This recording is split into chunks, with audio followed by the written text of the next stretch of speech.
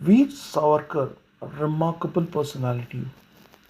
Now, if I had to choose one aspect of his life that was the most important one, it would be his stay in Cellular Jail. It was a period that shaped his ideology, his thoughts. Most importantly, it was also the period that many of his critics wrongly used to denounce him as an amnesty seeker, not knowing that it was a tactical retreat. Today, in this video, we try to debunk some of those assertions against him. Cellular Jail was a literal hell on earth, the kind of place you'd not even wish for your worst enemies. It was India's own Auschwitz, India's own Devil Islands, India's own Gulag during the British rule. It became a place where the British government sent those freedom fighters whom they regarded as particularly dangerous. And Savarkar to them was a far more bigger danger than any of the petition pushing Congress leaders. The prisoners were put to the worst form of torture to break their spirits. And vicious Pathans were employed to beat the prisoners with absolutely no qualms.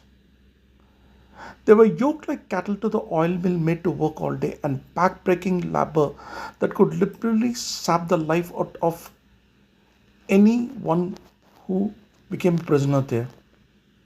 And imagine living a life of solitary confinement in this hell for not 1 year, not 2 years, but for 12 years. Yes, that was the amount of time Savarkar spent in solitary confinement. Prisoner number 32788, that was Veer Savarkar, who spent 12 years in the literal hell on the earth. Given the task of chopping coconuts with a heavy mallet, his hands bled. He was yoked to the oil mill and made to work hard. And yet all the indignities inflicted upon him, Savarkar bore it with fortitude, patience and character.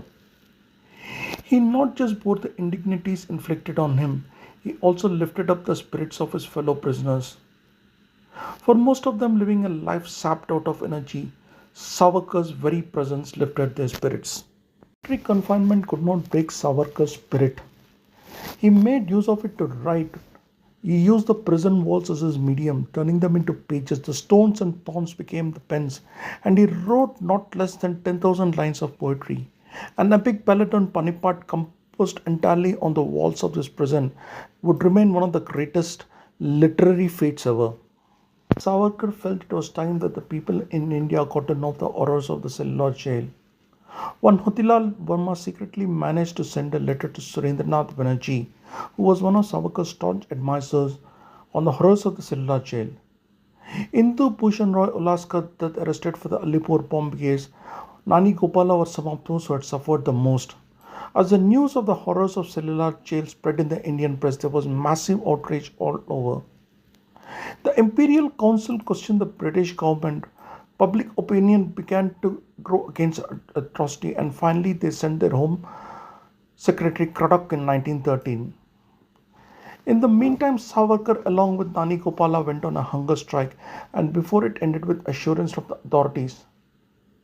Finally, faced with a hostile public opinion and stinging criticism in the press, the British government relented and decided to release the prisoners.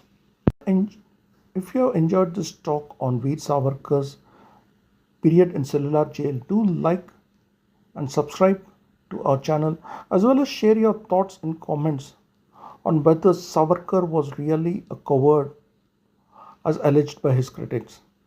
Namaste, this is me Ratnakar, signing off on another episode of History Under Your Feet.